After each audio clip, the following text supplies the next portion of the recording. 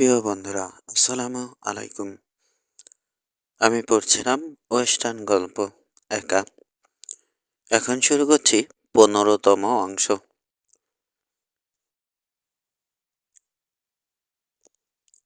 কেউ যদি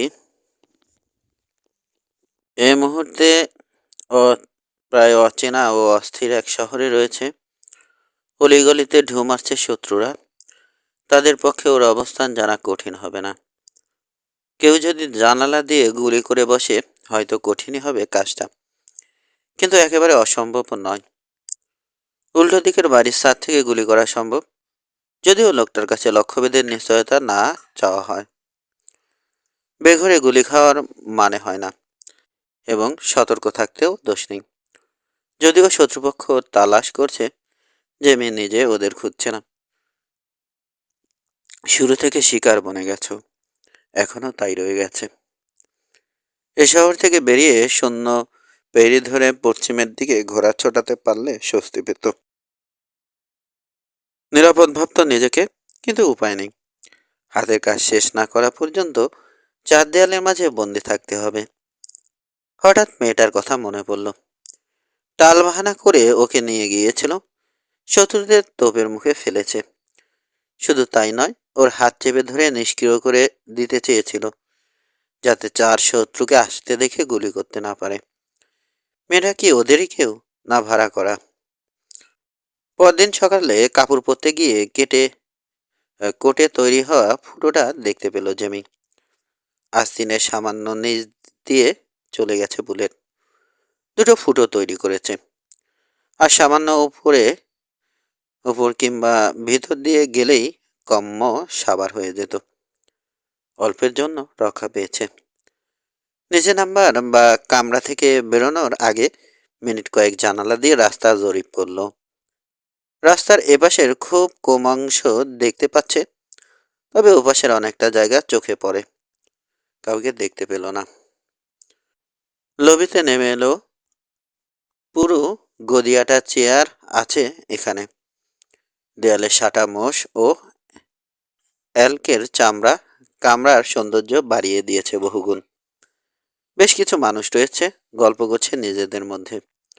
সিগার ও পাইপের তামাকের গন্ধে ভারী হয়ে গেছে ঘরের বাতাস। একটা মেয়ে গুলি খেয়েছে, একজনের কথা কানে এলো। গোলাগুলির পর রাস্তায় পড়েছিল মেয়েটা। লোকজন ধরাধরি করে ওকে ডাক্তারখানায় নিয়ে গেছে। মারা যায়নি বটে, কিন্তু দুটো গুলি খেয়েছে। অপকর্মটা কার, কে জানে। মাঝে মধ্যে যে গভীর রাতে এখানে গোলাগুলি বা গোলমাল হয় না, তা তো নয়। জনি গ্যারেট তো নসি। স্বয়ং বিল হিক এলেও বোধহয় পশ্চিমের কোনো শহরে শান্তি আসবে না, ঝামেলা হবেই। মেয়েটার পরিচয় জানো?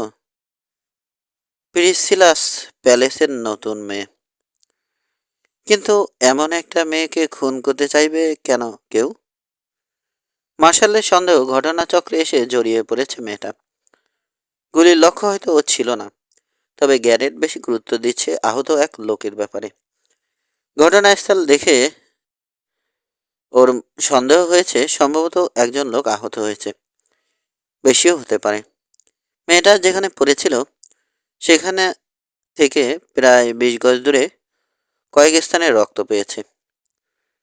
দোরগোড়ায় দাঁড়িয়ে যেন রাস্তা পর্যবেক্ষণ করছে, কিংবা দ্বিধা করছে এখনই বেরোবে কিনা, এমন ভাব করে কথাগুলো শুনছিল জেমি। বেশিক্ষণ দাঁড়িয়ে থাকলে ব্যাপারটা বেখাপ্পা দেখায় বলে নেমে গেল রাস্তায়। কিছুক্ষণ পর লাইভ স্টক এক্সচেঞ্জে ঢুকলো। ওকে দেখে দূর থেকে হাত নাড়ল স্টক নেলসন। দীর্ঘ কামরা পেরিয়ে চলে গেল একটা রোল টপ ডেস্কের পেছনে বসে আছে গরু ব্যবসায়ী। অন্তত 20 জন লোক রয়েছে পুরো কামরায়, তবে কাউকেই পরিচিত মনে হলো না। টেবিলের এপাশে একটা চেয়ার দখল করলো জেমি। তীক্ষ্ণ চোখে ওকে দেখছে নেলসন। শুনলাম গত রাতে নাকি গোলাগুলি হয়েছে, বলল সে। আমিও তাই শুনেছি। বেকন আর ডিম আনা হলো। খেতে খেতে নিজের সমস্যার কথা জানালো জেমি। ঠিক করেছি ক্যান্সার সিটি ছেড়ে চলে যাব বলল। কিন্তু কিভাবে বেরোবো বুঝতে পারছি না। আমার উপর যে শকুনের দৃষ্টি রেখেছে ওরা, তাতে কোনো সন্দেহ নেই ঠিক ধরা পড়ে যাব। তাজা একটা সিগার বের করে উপরের লেবেল খসিয়ে নিল স্কট নেলসন। সরু চোখে তাকালো ওটার দিকে, তারপর দাঁত দিয়ে কামড়ে গোড়া আলাদা করে ফেললো। থোক করে ছুঁড়ে ফেললো গোড়াটা। ভেস্টের পকেট হাতড়ে দেয়া সেলাই বের করে জ্বালালো।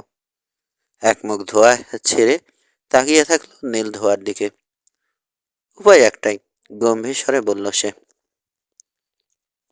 স্টিম বোটে করে লেভেন অর্থে যাবে। ওখানে গিয়ে যাতে ঘোড়া জোগাড় করতে পারো সেই ব্যবস্থা করে দিতে পারবো।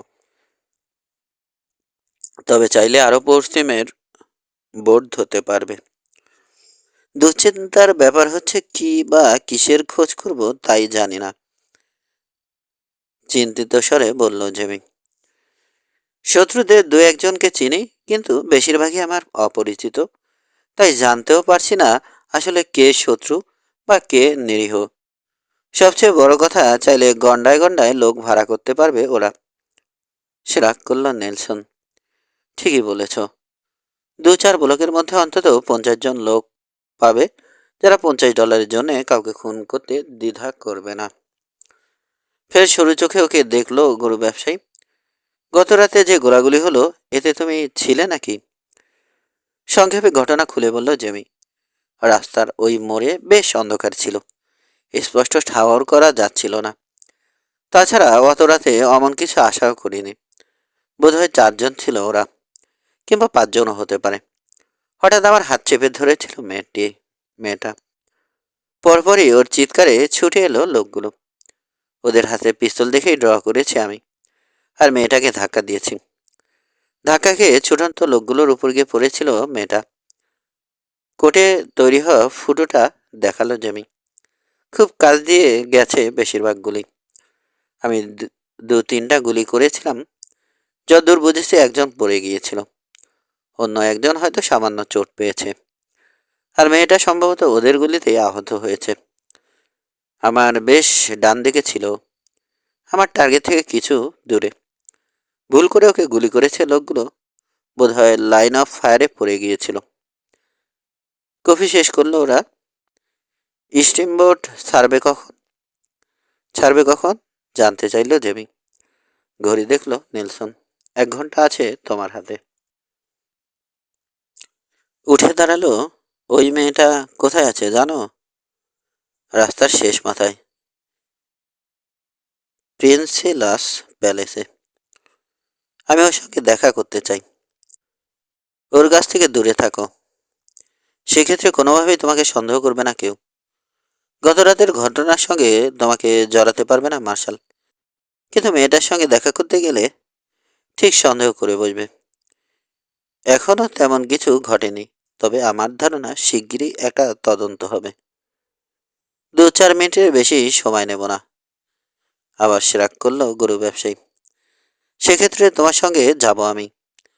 কামরার ওপাশে চাইল সে। এড হ্যারিস ও রায়ান টাইলারের উদ্দেশ্যে ইশারা করল। কামরায় ঢুকে মেয়েটিকে পুরোপুরি সচেতন দেখতে পেল জেমি। বিছানায় শুয়ে আছে মেয়েটি, মুখ ফ্যাকাশে দেখাচ্ছে। বড় বড় বাদামি চোখ, মায়া ভরা এবং সুন্দর। এখন আগের চেয়েও বড় বড় দেখাচ্ছে। জেমিকে দেখতে পেয়ে ভয়ের ছায়া দেখা গেল চাহনিতে। স্কট নেলসনের আচরণ ও চলাফেরায় এমন কর্তৃত্ব রয়েছে, নির্ঘাত তাকে অফিসার ভেবে বসে আছে মেয়েটা। তোমার দুর্ভাগ্যের জন্য দুঃখিত, আন্তরিক স্বরে বলল জেমি। আমি সত্যি চাইনি অমন কিছু ঘটুক। শীতল নির্লিপ্ততা মেয়েটির কণ্ঠে। আমি তোমাকে খুন হওয়ার জন্য নিয়ে গেছিলাম। বিনিময়ে ওরা আমাকে টাকা দিয়েছে। কত টাকা? অপ্রতিভ হয়ে গেল মুখ। শুধু নিয়ে যাওয়ার জন্য $50 দিয়েছে। কথা ছিল সব ঠিকঠাক মতো ঘটলে, অর্থাৎ তুমি খুন হয়ে গেলে, আরও $50 পেতাম। একজন লোককে খুন করা কি এতই সহজ? সে রাগ করল মেয়েটা। এর চেয়ে কম টাকার জন্যও মানুষ খুন হতে দেখেছি আমি। যাকে, তুমি কেন এসেছো এখানে?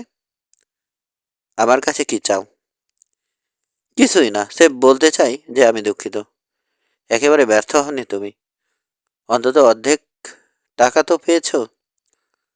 তোমার নিজের দক্ষতায় ওদের ব্যর্থ করে দিয়েছো, গম্ভীর স্বরে বলল মেয়েটা। বাম হাতে এমন চমৎকার ড্র বা গুলি করতে পারে খুব কম মানুষ। পরিস্থিতি পুরোপুরি তোমার বিপক্ষে ছিল। আমার দায়িত্ব ছিল যত জোরে সম্ভব ডান হাত চেপে ধরা, যাতে কোনোভাবে ড্র করতে না পারো, অর্থাৎ ডান হাত অকেজো করে দেয়া। তোমার গায়ে গুলি লাগতে পারে এ ব্যাপারে সামান্য চিন্তাও ছিল না ওদের। এটা কি ঠিক হয়েছে? আমার এত কাছে দাঁড়িয়েছিলে যে তোমার গুলি খাওয়ার আশঙ্কা সবসময় ছিল। আড়াল থেকে বেরিয়ে এসেই গুলি শুরু করেছে ওরা। কার গায়ে লাগলো তা নিয়ে একটু মাথা ঘামায়নি। অথচ তুমি ওদের সামনে নিয়ে গেছো আমাকে, এবং এত কাছে দাঁড়িয়েছিলে যে গুলি লাগবার সম্ভাবনা সর্বক্ষণই ছিল। তুমি সরে যাওয়ার পর অন্য কোনো সময়ে কি আমাকে খুন করবার চেষ্টা চালানো যেত না? কথাটা আমিও বলেছিলাম ওদের, কিন্তু রাজি হয়নি। উল্টো আমাকে নিশ্চিন্ত করেছে এত কাছ থেকে লক্ষ্যভ্রষ্ট হবে না ওদের গুলি। সবাই পিস্তলে খুব দক্ষ। সবচেয়ে বড় কথা, ওরা ধরে নিয়েছিল আমি তোমার ডান হাত অকেজো করে দিলে কাজ অর্ধেক সারা হয়ে যাবে। সহজে খুন করে ফেলবে তোমাকে। এবার সরাসরি জেমের চোখে চোখ রাখলো মেয়েটি। তুমি যদি পরে দাবি করো যে আমি এসব বলেছি, সেফ মিথ্যুক বলবো তোমাকে। তুমি দেখছি খুবই ঠান্ডা মাথার দুষ্ট একটা মেয়ে, স্মিথ হেসে বলল জেমি। সাহসীও বলতে হবে, কিংবা লোভে তোমার মাথা খারাপ হয়ে গিয়েছিল। যাকে নিশ্চিন্ত থাকো, কাউকে কিছু বলবো না। আবারও বলছি, সেফ দুঃখ প্রকাশ করতে এসেছে আমি। গুলি খেয়েছে শুনে মনে হলো সহানুভূতি প্রকাশ করা উচিত। পকেট থেকে $50 বের করে মেয়েটিকে দিল জেমি। সুস্থ হয়ে ওঠো, শেষে বলল। আর যদি নাতি নাতনির মুখ দেখতে চাও, তাহলে এ ধরনের ঝামেলা থেকে দূরে থেকো। সামান্য বিস্ময় ফুটেছে মেয়েটির চোখে।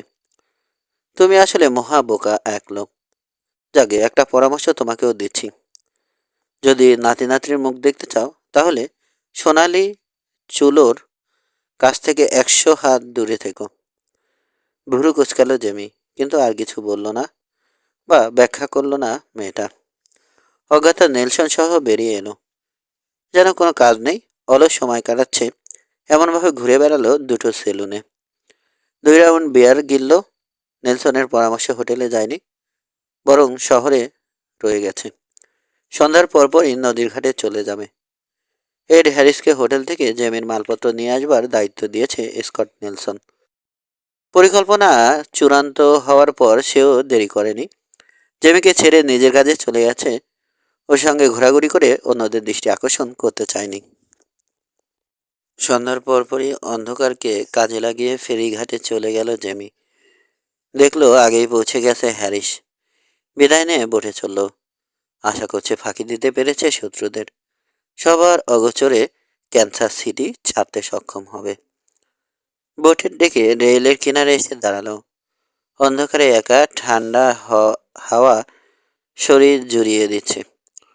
অন্যমনস্ক হয়ে পড়ল। মনে মনে ভাবছে, কেন পুবে গেল না? ভয় পেয়েছে? হয়তো স্বীকার করলো নিজের কাছে। কিন্তু শুধু ভয় নয়, বরং পুবে গিয়ে যে পরিস্থিতির মুখোমুখি হবে তার প্রতি বিতৃষ্ণা অনেকাংশে কাজ করেছে।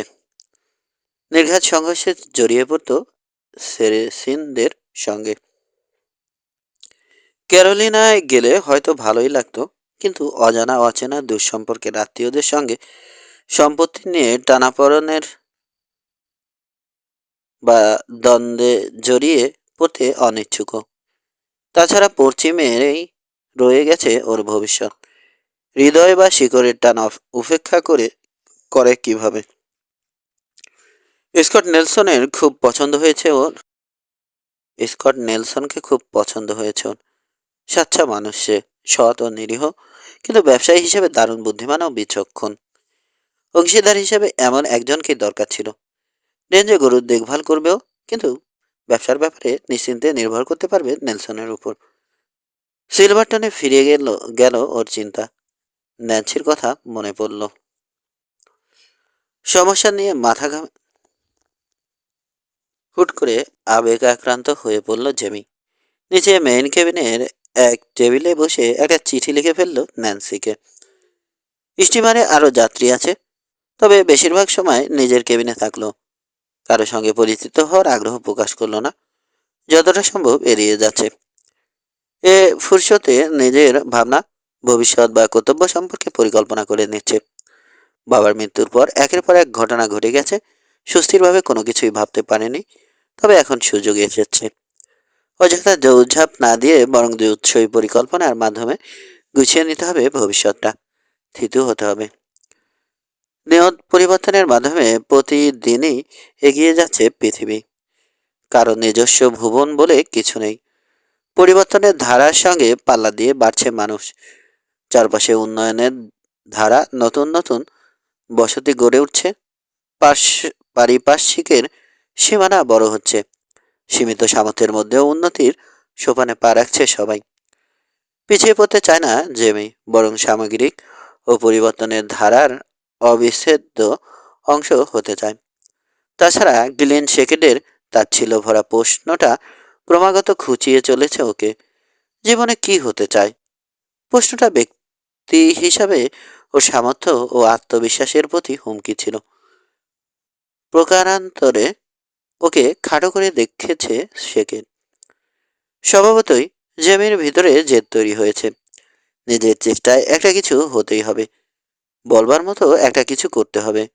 উত্তরাধিকার সূত্রে পাওয়া সম্পত্তি নয়, বরং বাবার রেখে যাওয়া টাকা কাজে লাগিয়ে ভবিষ্যৎ গড়ে নিতে হবে। সেখানে এখন কোথায়, কোন পরিকল্পনা করছে, কে জানে। লোকটার ব্যাপারে খানিকক্ষণ হলেও মিশ্র অনুভূতি রয়েছে জেমির মনে। ওকে খুন করতে বদ্ধপরিকর শেকেট, অথচ এমন কিছু ব্যাপার তার মধ্যে দেখেছে যাতে রীতিমতো সমীহ বোধ করেছে। তার আসল উদ্দেশ্য জেনেও অপছন্দ করতে পারেনি। এর কারণ কি লোকটার সঙ্গে ওর বাবার চেহারা বা আচরণগত মিল, নাকি ওর নিজেরই সঙ্গে মিল রয়েছে গ্লিন শেকেডের? হঠাৎ বর্তমান সম্পর্কে সচেতন হলো জেমি। ধারে কাছে নেই তো গ্লিন শেকেড, খুব কাছেই থাকতে পারে। কিভাবে নিশ্চিত হবে যে এ বোটে নেই সে? কিংবা শেকেডদের অন্য কেউ থাকতে পারে। সোনালি চুলোর কাছ থেকে ওকে 100 হাত দূরে থাকতে বললে আসলে কি বোঝাতে চেয়েছে পেন্সিলার প্যালেসের পেন্সিলাস প্যালেসের মেয়েটা? আর কিছু বলেনি কিংবা ব্যাখ্যাও করেনি। আসলে কাকে বুঝিয়েছে পরিষ্কার হয়নি জেমির কাছে। কিংবা সোনালি চুলো বলতে পুরুষ না কোনো মহিলাকে বুঝিয়েছে, সেটাও একটা রহস্য বটে। রহস্য রয়ে গেছে। লেভেন ও অর্থের ন্যাশনাল হোটেলে উঠল জেমি ট্যাভালিয়ান। তবে কামরায় ঢুকবার আগে একটা পত্রিকা কিনলো। কাপড় চোপড় ছেড়ে পত্রিকায় চোখ বোলালো। শিগগিরই প্রেসিডেন্ট নির্বাচন হবে, অথচ দুই প্রার্থীর কারো নাম জানতো না। ব্যাপারটায় লজ্জিত বোধ করলো। বিষয়ের ব্যাপার, রাজনীতি বা সরকার সম্পর্কে বরাবরই উদাসীন থেকেছে। কখনো আগ্রহ বোধ করেনি বলে খবর রাখেনি। অথচ এ সময়ে রাজনীতি যে কোনো আড্ডায় সবচেয়ে আলোচিত বিষয়। নিজের ছোট্ট ভুবনে কেটে গেছে ওর। নিজেকে ছাড়া অন্যদের স্থান বা ভাবনা যেখানে ছিল না। নিজের ভাবনা বা সমস্যা নিয়ে মাথা ঘামিয়েছে। অথচ এখন যে সময় আর এমন এক দেশে বাস করছে যেখানে সরকার গঠনে দেশের প্রতিটি নাগরিকের গুরুত্বপূর্ণ সম্পৃক্ততা রয়েছে এবং সরকারের সাফল্যের নেপথ্যে নাগরিকের সুচিন্তিত ভোটাধিকারের অপরিহার্য ভূমিকা রয়েছে। সৎ, আন্তরিক ও নিবেদিত প্রাণ নেতা নির্বাচন করা গেলে দেশের উন্নয়ন হবে, জনগণের ভাগ্য ফিরবে, নাগরিক সুবিধা ভোগ করা যাবে। আরও কত যে সুবিধা! ত্যক্ত মনে পত্রিকাটি সরিয়ে রাখল জেমি। বাবার মুখে এসব কথা বহুবার শুনেছে, কিন্তু আমলে নেয়নি। এক কান দিয়ে ঢুকে অন্য কান দিয়ে বেরিয়ে গেছে। ক্যান্সাসে লাইভ স্টক এক্সচেঞ্জেও সর্বক্ষণ নির্বাচন ও রাজনীতি নিয়ে কথা বলছে বেশিরভাগ মানুষ।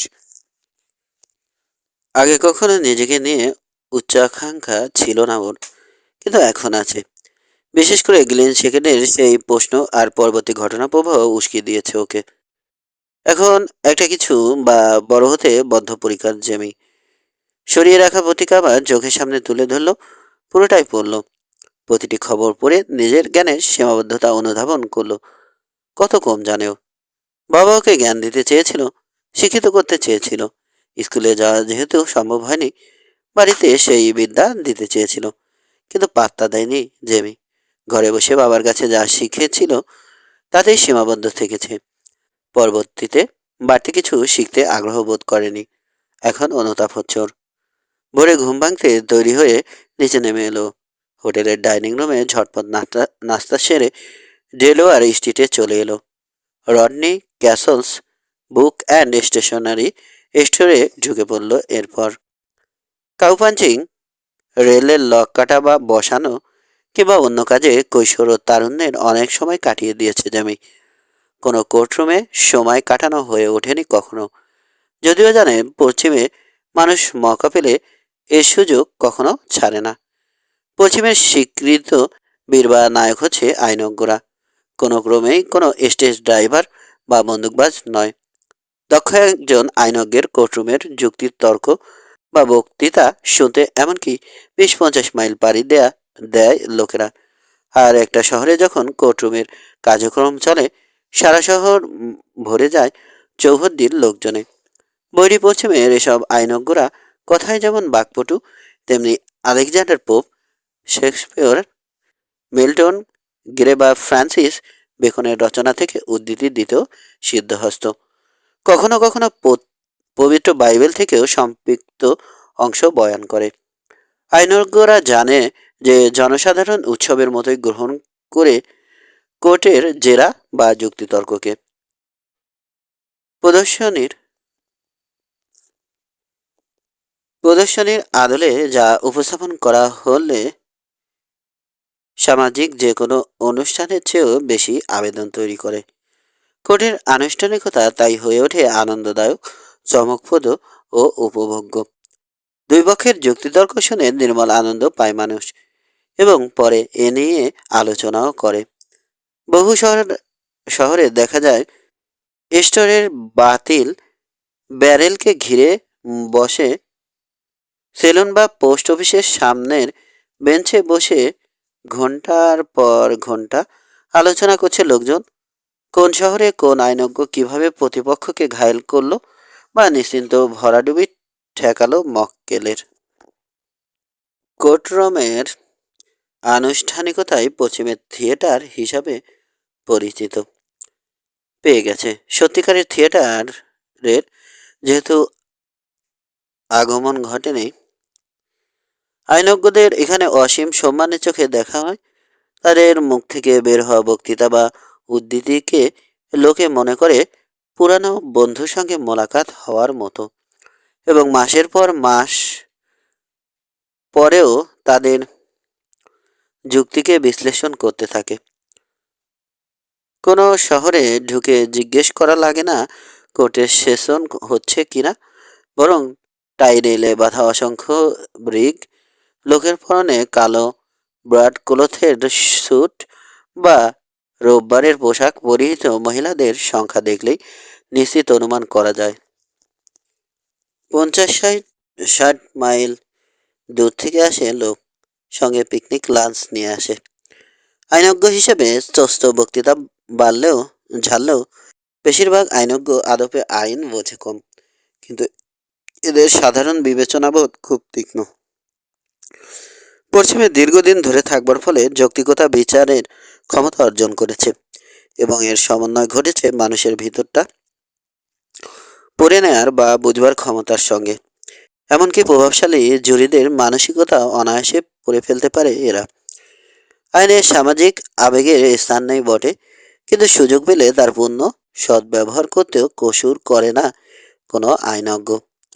আইনজ্ঞদের কিছু কিছু উদ্ধৃতি জেমি নিজেও শুনেছে, কিন্তু সেসব যে বই থেকে নেয়া বা পড়বার সৌভাগ্য হয়নি ওর। তবে পশ্চিমের অতি সাধারণ বহু মানুষ রয়েছে যারা সৌভাগ্যবান, এবং এদের সংখ্যা নেহাত কম নয়। লাইব্রেরিতে বইয়ের সংখ্যা পর্যাপ্ত।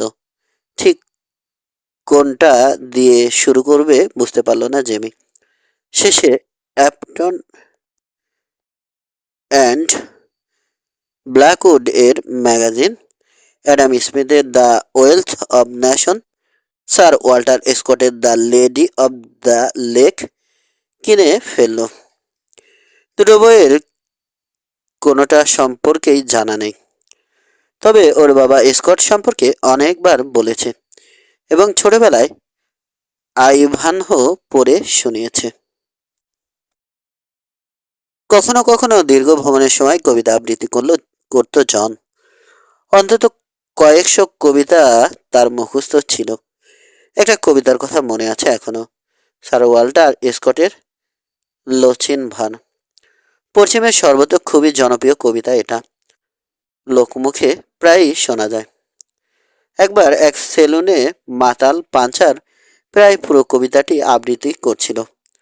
শহরে আরো অন্তত একটা বইয়ের স্টোর আছে, মিস্টার মর্গান চালায় ওঠা, কিন্তু অত সময় নেই ওর। আজ বা কালও সুযোগ হবে না। চার দেয়ালের বাইরে যত বেশি থাকবে ততই শত্রুদের চোখে ধরা পড়বার সম্ভাবনা বেড়ে যাবে, ইতোমধ্যে যদি ধরা পড়ে গিয়ে না থাকে। স্টার অব দ্য ওয়েস্ট সেলুনের বারে কাঙ্ক্ষিত লোকটিকে খুঁজে পেল জেমি। চেহারার বর্ণনা ওকে দিয়েছিল স্কট নেলসন, তাই এক নজরে তাকে চিনতে পারল। সিপসিপে দেহের লম্বা লোকটা, চামড়া পুড়ে তামাটে বর্ণ ধারণ করেছে, পাখির মতো বাঁকানো নাক তার চেহারায় বিশেষত্ব এনে দিয়েছে। ডার্বি হ্যাট মাথায়, পরনে কালো ব্রড ক্লথ স্যুট। তুমি কেইন ব্ল্যাকওয়েল? জানতে চাইল জেমি। তীক্ষ্ণ চোখে ওকে মাপল লোকটা। হ্যাঁ, স্কট নেলসন পাঠিয়েছে আমাকে, বলেছে আমাকে একটা ঘোড়া দেবে তুমি, মানে ব্যবস্থা করে দিবে। শুধুই একটা ঘোড়া? দ্রুত গতির ঘোড়া নয়? দ্রুত গতির হলে মন্দ হয় না। স্মিথ হেসে কর্দমন করল জেমি, নিজের পরিচয় দিল। তবে সহিষ্ণু হতে হবে, দীর্ঘ যাত্রায় যাতে টিকে থাকে। পশ্চিমে যাচ্ছি আমি, অ্যাবিলিন পর্যন্ত যেতে পারি। হুইস্কি শেষটুকু গলায় ঢেলে গ্লাসটা বারের উপর নামিয়ে রাখল সে। তারপর বিল মিটিয়ে দরজার উদ্দেশ্যে পা বাড়ল। অনুসরণ অনুসরণ করল জেমি। খেয়েছ? জানতে চাইল সে। ডেল মনে করতে যাচ্ছিলাম, ভাবলাম কিছু পেটে দেওয়ার আগে গলাটা ভিজিয়ে নেই। বইয়ের স্টোরে যতটা সময় কাটাবে ভেবেছিল তার চেয়ে বেশি কাটিয়েছে জেমি। কখন সকাল গড়িয়ে দুপুর হয়ে গেছে টের পায়নি। বেশ চলো, বলল। জানে না ডেল মনে করে যাওয়ার প্রস্তাবের নেপথ্যে অন্য কোনো উদ্দেশ্য আছে কিনা। কেইন ব্ল্যাকওয়েলেন কঠিন চেহারার মানুষ সে। চেহারা দেখে মোটেও মনে হয় না ঘোড়া আদান প্রদানের ব্যবসা করে। এই তো 2 কদম হাঁটতে হবে, জানালো সে। তবে 2 কদম না, 50 কদম এগোতে হলো। ইটের তৈরি দোতলা দালানের নিচতলা জুড়ে বিশাল রেস্তোরাঁ, আর উপরে হোটেল। দেয়ালে লাগোয়া একটা টেবিল দখল করলো ওরা, যেখান থেকে দরজার উপর নজর রাখা যাবে। জেমিকে পছন্দ মতো জায়গায় বসবার সুযোগ দিল ব্ল্যাকওয়েল। দেয়াল ঠেকানো একটা চেয়ারে বসলো জেমি, যাতে দরজা তো বটেই, দুটো জানালা দিয়েও বাইরে চোখ রাখতে পারে। ব্যাপারটা দেখে এই প্রথম ক্ষীণ হাসি ফুটল তার মুখে। সে যখন বসলো, কোটের কিনারা সরে যেতে বগলের হোলস্টারে রাখা পিস্তলটা চোখে পড়ল জেমি। পশ্চিমে এভাবে পিস্তল বহন করতে খুব কমই দেখা যায়। আজকের আগে কাউকে বগলে হোলস্টার রাখতে দেখেনি জেমি, তবে শুনেছে বহু মানুষ এতে অভ্যস্ত। তাস বা পোকারের অভ্যাস আছে? হঠাৎ জানতে চাইল সে। তাসের কোনো খেলাই ভালো জানি না আমি, জানালো জেমি। ফের হাসলো ব্ল্যাকওয়েল। দাঁতগুলো ঝকঝকে সাদা ও সমান, একেবারে পরিপাটি। দাঁতের মাজনের বিজ্ঞাপন হতে পারে। চোখে পড়বার মতো ব্যাপার হচ্ছে, এমনিতে চেহারায় কাঠিন্য থাকলেও ব্ল্যাকওয়েল যখন হাসে বেশ সুদর্শন দেখায় তাকে। আসলে কেই বা ভালো জানে, দার্শনিক সুরে বলল সে। তবে আমাদের মধ্যে কেউ কেউ ভাবে যে তাসের খেলা ভালো বোঝে। গরুর মাংসের স্টু, চটকানো আলু, রুটি আর কফির ফরমাশ দিল ওরা। রিগিং আছে তো সঙ্গে? আবার আচমকা জানতে চাইল সে, মানে স্যাডেলের কথা বলছি। সঙ্গে নেই এখন, ট্রেনে করে পুবে এসেছি আমি। বেশ, ব্যবস্থা হয়ে যাবে। বাতিলের ভঙ্গিতে বাতাসে একটা হাত নাড়ল সে। খাবার পরিবেশন করা হতে খাওয়া শুরু করলো ওরা। উঠেছ কোথায়? ন্যাশনাল বা প্ল্যান্টার্সে? জেমির জবাব শুনে মাথা ঝাঁকালো ব্ল্যাকওয়েল। মালপত্র সঙ্গে থাকলে নিয়ে এসো, হোটেলের রুম ছেড়ে দেবে। অযথা সময় নষ্ট করবার দরকার কি? জানি না কি সমস্যায় পড়েছ, জানতে চাইও না। তবে মন বলছে হোটেলে আর না থাকাই ভালো হবে তোমার জন্যে। আইন আমাকে খুঁজছে না, শুধু এটুকু জানালো জেমি। সে রাগ করলো সে। সেটা আমিও অনুমান করেছি। নেলসনকে তো চিনি, সাচ্চা লোক, অন্যায় কোনো আবদার করে না। বহুদিন আগে একবার আমার গায়ের চামড়া বাঁচিয়েছিল। দৃষ্টি স্থির হলো জেমির মুখে। যেহেতু সাহায্য করছি, চোখ কান আমারও খোলা রাখা উচিত, নইলে হয়তো অজান্তে শত্রুদের পথ দেখিয়ে তোমার কাছেই নিয়ে যাব। কি ধরনের লোক সম্পর্কে সতর্ক থাকতে হবে জানা থাকলে কাজে সুবিধা হবে। যুক্তিটা অগ্রাহ্য করা যাবে না। ঠিকই বলেছে ব্ল্যাকওয়েল। অজ্ঞাত সেরিসিনদের সম্পর্কে খুলে বলল জেমি। মেয়েদের কথাও বাদ দিল না। শুনে সবকটা দাঁত বের করে হাসলো সে। সত্যি? অত সুন্দরী? তাহলে তো করেই ধরা দেব ইচ্ছে করেই ধরা দেব। অমন নারীর সান্নিধ্য পাওয়া ভাগ্যের ব্যাপার। সান্নিধ্য চাও, ভালো কথা, কিন্তু সেটা তোমাকে কবরের সান্নিধ্য পাইয়ে না দিলেই হয়। সেরেসিন মেয়েরা বিষের ব্যাপারে বেশ জ্ঞান রাখে এবং সেটা যত্রতত্র ব্যবহার করতেও দ্বিধা করে না। ফোর্থ স্ট্রিটে চলে এসো তাহলে। সিরিয়াস হয়ে গেল কেইন ব্ল্যাকওয়েল। রাস্তার পিছন দিকে লাল রঙের পুরানো বার্ন হবে তোমার গন্তব্য। যত দ্রুত হোটেল ছেড়ে আসবে ততই মঙ্গল। হোটেলে ফিরে ব্ল্যাঙ্কেট রোল আর রাইফেল তুলে নিল জেমি। লবিতে নেমে চারপাশে চকির দৃষ্টি চালালো। পরিচিত মুখ নেই, কেউ ওকে খেয়ালও করছে না। রেজিস্টারে সই করবার সময় আগাম একদিনের ভাড়া মিটিয়ে দিয়েছিল। এখন হোটেল ত্যাগ করবার সময় কাউকে কিছু বলবারও নেই। তাই দ্রুত পায়ে হেঁটে রাস্তায় নেমে এলো। ফোর্থ স্ট্রিটের উদ্দেশ্যে পা বাড়ালো। মনে অবশ্য দুশ্চিন্তা ঠিকই আছে। ক্যান্সাস সিটি থেকে বোটে করে এসেছে ও। যথেষ্ট গোপনীয়তা রক্ষা করেছে বলে মনে হচ্ছে। এখন পর্যন্ত ওকে টেস্ট করতে পারেনি শত্রুপক্ষ। পর্যাপ্ত সময় পায়নি, কিন্তু নিশ্চিত হওয়ার উপায় নেই। এমনও হতে পারে ধূর্ত শত্রুরা ওর সম্ভাব্য পদক্ষেপ আগাম অনুমান করেছে, বুঝে নিয়েছে কোন দিকে বা কোথায় যাবে। সেক্ষেত্রে এখানেও তাদের পরিচিত লোক থাকা অস্বাভাবিক নয়। টেলিগ্রামের মাধ্যমে খবর পাঠিয়ে দিলে ঠিকই নজরদারি করা যাবে বা জেমিকে ট্রেস করাও সম্ভব।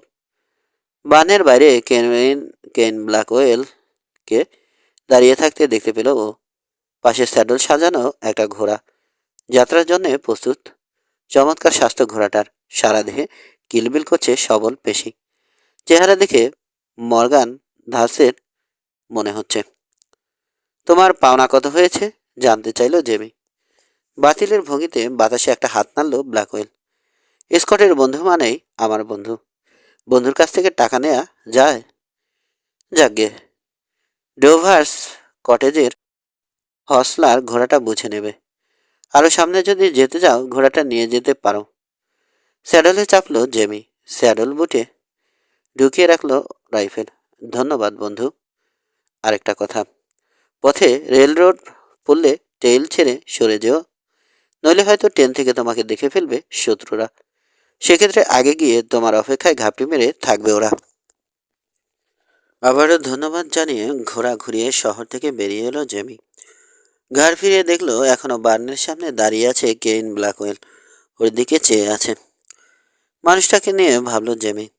একটু অদ্ভুত, চট করে মনটা ঠিক পড়া যায় না। চেহারায় কাঠিন্য, কিন্তু আচরণে খুবই সংযত, শান্ত ও সমর্থ। আত্মবিশ্বাসীও বটে।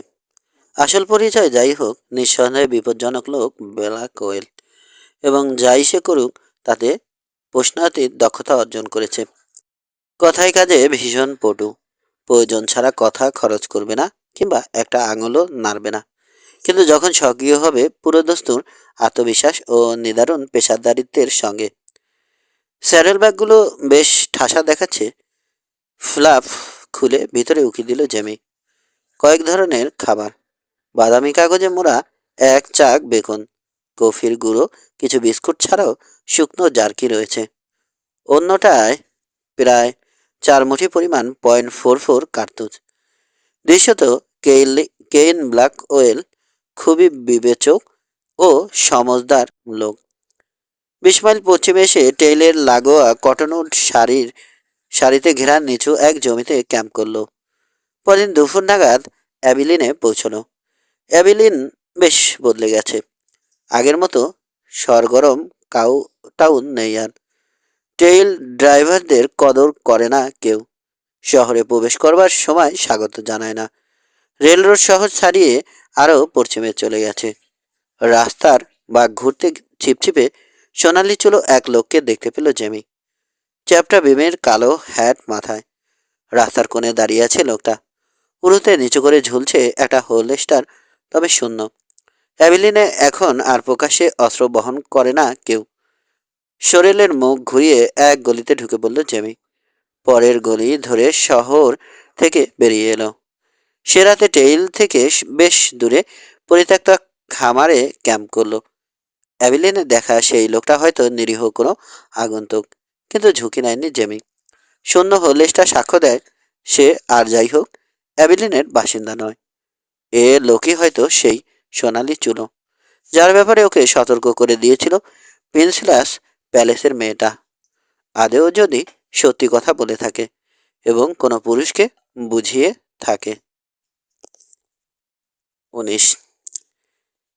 হেজ সিটিতে পৌঁছে প্রথমে লিভারি স্টেবলে চলে গেল জেমি। স্যাডল ছেড়ে নামলো। স্টেবলের বাইরে একটা টুলে বসে আছে হসলার। কেইন ব্ল্যাকওয়েলকে চেনো নাকি, জানতে চাইল জেমি। নিষ্প্রিয় চোখে ওকে দেখলো লোকটা, তারপর দৃষ্টি সরিয়ে অখণ্ড মনোযোগে পাইপে তামাক ভরল। পাইপ জ্বালিয়ে এক মুখ ধোয়া ছেড়ে জেমির দিকে না তাকিয়েই বলল, চিনি। আমার ঘোড়াটা কেইনের কাছ থেকে ধার করা। তুমি এটা রাখতে পারবে না? নিশ্চয়ই পারবো। ব্ল্যাকওয়েলের কোনো ঘোড়া নিয়ে দুশ্চিন্তা করতে হবে না তোমার, বিশেষ করে এ চৌহদ্দিতে। থোক করে থুতু ফেলল সে। কি জানেও, চারপাশে 100 মাইল জুড়ে কারবার করে ব্ল্যাকওয়েল। ওকে চেনে না বা নাম শোনেনি এমন লোক খুব কমই আছে। কাজের ফাঁকে পুরো এলাকা চষে বেড়ায় সে। যে মুহূর্তে এখানে ঢুকেছ এক নজরেই বুঝে গেছি ওটা ব্ল্যাকওয়েলের ঘোড়া। মার্কাও দেখা লাগেনি। চৌহদ্দিতে এত ভালো ঘোড়া আর কারো নেই। আরেকটা ঘোড়া লাগবে আমার। ব্ল্যাকওয়েলেরই একটা ঘোড়া আছে আমার কাছে, কালো রঙের, দারুণ ঘোড়া। চলবে তো? ইশারা স্টলে রাখা ঘোড়াটা দেখিয়ে দিল সে। এক নজর বুলিয়ে পছন্দ হয়ে গেল জেমির। অবশ্য দেখবার দরকারও ছিল না, কারণ ইতিমধ্যে ওর জানা হয়ে গেছে কেইন ব্ল্যাকওয়েলের কোনো ঘোড়াই খারাপ নয়। লি ওয়ারেনকে চেনো নাকি? কে না চেনে ওকে? কেউ যদি প্রশ্ন তোলে বলো ওয়ারেনের জিম্মায় রেখে যাব ঘোড়াটা। এ ধরনের প্রশ্নের জবাব দেই না আমি। প্রশ্নটা যেই করুক। এখান দিয়ে যারা যায় বেশিরভাগ লোক রাত বিরাতে পার হয়, তাই প্রশ্ন উত্তর কোনো বালাই নেই। যাকে লির যে কোনো বন্ধু আমারও বন্ধু। আর কেইনের ক্ষেত্রে? হুট করে প্রশ্নটা করে বসলো জেমি। মুফতে কিছু না করে মুফতে কিছু করে না ও, এবং নগদ টাকায় যে কোনো সেবার মূল্য মেটায়। তবে একটা কথা ওর শত্রু স্বীকার করবে, কেইন ওর ঘোড়ার যত্ন নেয়। স্যাডল স্থানান্তর করে কালো ঘোড়ায় পিঠে চাপালো জেমি। টুকিটাকি জিনিস কিনতে এক স্টোরের সামনে থামলো। তারপর বিগ ক্রিকের টেইল ধরে দক্ষিণ পূব দিকে কয়েক মাইল এগোলো। টেইলের ধারে গুচ্ছ আকারে বেড়ে ওঠা ঝোপঝাড় ও কয়েকটা লম্বা গাছ দেখে আচমকা দিক পরিবর্তন করে দক্ষিণ পশ্চিমে ছোটালো ঘোড়া। সে রাতে লং আউট হলয় ক্যাম্প করলো ওরা। ও ভোর নাগাদ আবার ছুটল। তখনও আকাশ থেকে বিদায় নেয়নি সব তারা, এবং স্মোকি হিল পাড়ি দিচ্ছে যখন, ততক্ষণে সূর্য উঁকি মেরেছে পূব আকাশে। বিস্তীর্ণ প্রান্তর পাড়ি দিচ্ছ, চারপাশে কিছুই চোখে পড়ছে না, কোনো বসতি কাঠামো বা প্রাকৃতিক বৈচিত্র্য। দিগন্তের পরিধি কেবলই বাড়ছে, যতই গয় ততই দূরে সরে যায় নীল আকাশের সীমানা। মাইলকে মাইল জুড়ে বিস্তীর্ণ ঢেউ খেলানো তৃণভূমিতে চড়ছে অ্যান্টিলোপের দল। একবার অবশ্য একটা পেরির ঈগল চোখে পড়েছে। থায় ঘাসের আড়াল থেকে ছুট দিচ্ছে প্রায় ঘাসের আড়াল থেকে ছুট দিচ্ছে খরগোশের বাচ্চারা। হালকা বৃষ্টি হচ্ছে একটু পরপর, তাই ধুলো উঠছে না বললে চলে। এতে অবশ্য প্রকৃতির প্রতি কৃতজ্ঞ বোধ করছে জেমি। চিহ্ন পড়ছে না টেইলে, টানা পশ্চিমে এগিয়ে চলেছে ও। উইন্ডন ড্র হয়ে রাউন্ড হাউস হিলসের কিনারা পেরিয়ে সে রাতে বিগ টিম্বারে ক্যাম্প করলো।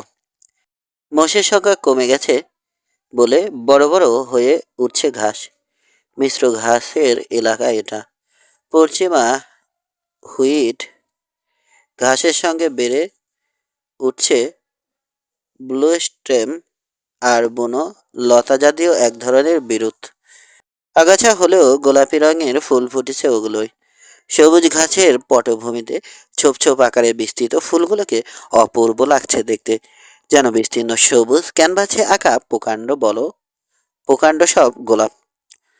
প্রকৃতির এমন অনাবিল সৌন্দর্যমণ্ডিত এলাকায় রাউন্ড করতে অপার আনন্দ অনুভব করা উচিত, কিন্তু ততটা উপভোগ করতে পারছে না জেমি। মনের দুশ্চিন্তা আর উদ্বেগ। জেমির সন্দেহ গ্লিন শেকের বেশি দূরে নেই, বরং অকস্মাৎই দেখা দেয় সে। অতীতে দেখেছে, যখন তাকে কোনো জায়গায় মোটেও আশা করেনি, ঠিক তখনই আচমকা উপস্থিত হয়েছে লোকটা। অন্য সেরেসিনরা তো আছেই, যদিও অবস্থার দৃষ্টিতে মনে হচ্ছে মোটেও পূবে আসেনি সেকেট, বরং কলোরাডোয় জেমির অপেক্ষায় রয়ে গেছে। যেন সে নিশ্চিত জানে জেমি ওখানে ফিরে যাবে, আর মোক্ষম কোনো উপায়ে স্বজনদের সঙ্গে যোগাযোগ রক্ষা করে চলেছে। জেমির পিছনে লেগে দিয়েছে পুরো পরিবারকে। তবে শেকের যদি ধরে নিয়ে থাকে ক্রিস্টিনার সঙ্গে দেখা করতে যাবে জেমি, তাহলে ভুল করেছে।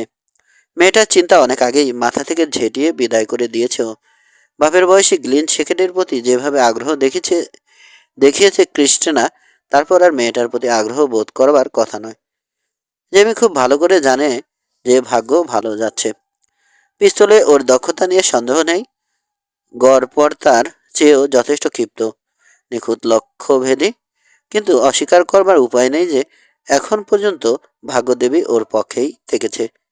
যখন যা প্রয়োজন সাহায্য পেয়েছে, এমনকি কখনো কখনো তা অপ্রত্যাশিত ও ছিল।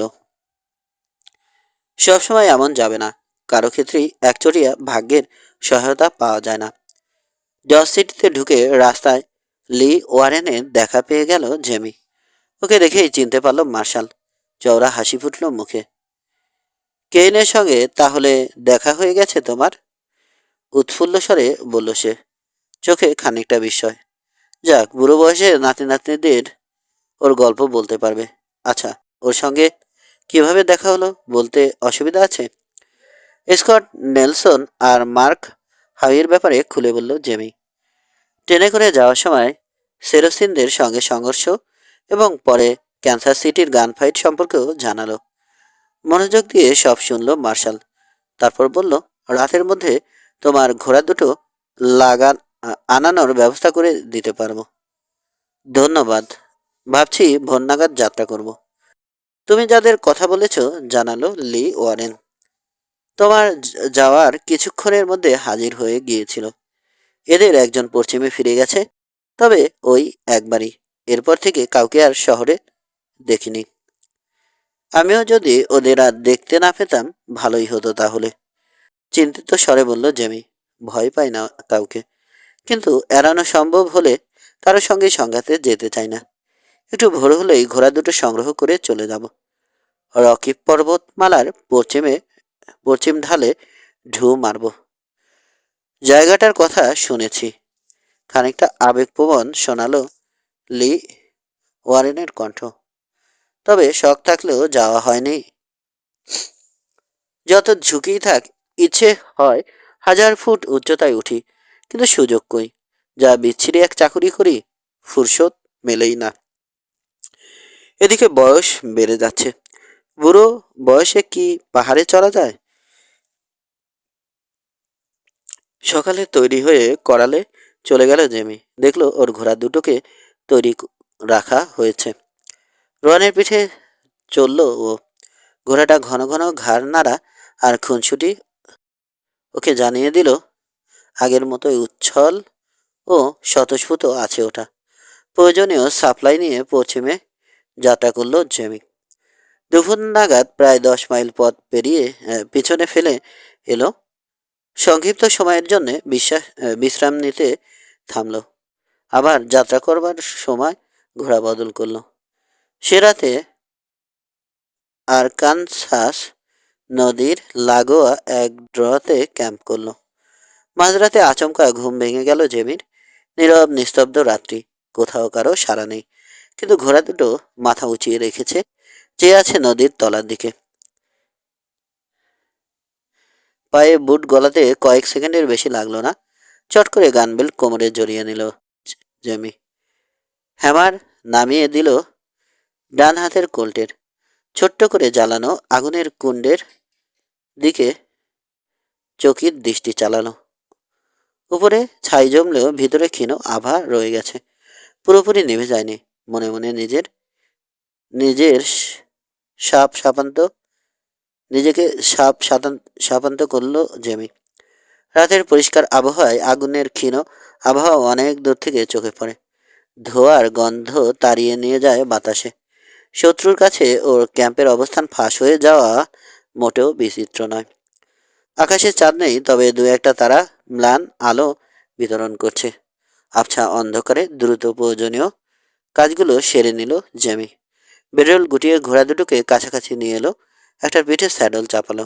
কাজের ফাঁকে মাঝে মধ্যে কান খাড়া করে শব্দ শুনল। আকাশের তারার অবস্থান আর ঔজ্জ্বল্য দেখে অনুমান করলো আনুমানিক 2 ঘন্টা ঘুমিয়েছে। নদীর কিনারায় কে বা কারা অবস্থান নিয়েছে? যদি গ্রিন শেকেড হয়, সেক্ষেত্রে নিশ্চিতভাবে বলা যায় ডস সিটির উপর চোখ রেখেছিল সে, এবং করালে ওর ঘোড়া দুটো দেখে অনুমান করে নিয়েছে আগে পরে যখনই হোক ওগুলো নিতে আসবে জেমি। সন্তপর্ণে যাতে সামান্য শব্দও না হয়, আগুনের কুণ্ডের উপর বালি ছড়িয়ে দিল জেমি। তারপর স্যাডেলে চেপে ক্যাম্প ত্যাগ করলো। নরম বালি আছে এমন জায়গা ধরে ঘোড়াকে হাঁটালো। প্রথমে প্রায় 6 মাইল এসে দুলকি চালে ঘোড়া ছোটালো, কিন্তু বালির পাহাড় রয়েছে এদিকে। টেইলের বালাই নেই কোথাও। বালিয়াটি সারি পেরিয়ে দক্ষিণ পশ্চিমে বাঁক নিয়ে ঘোড়া ছোটালো জেমি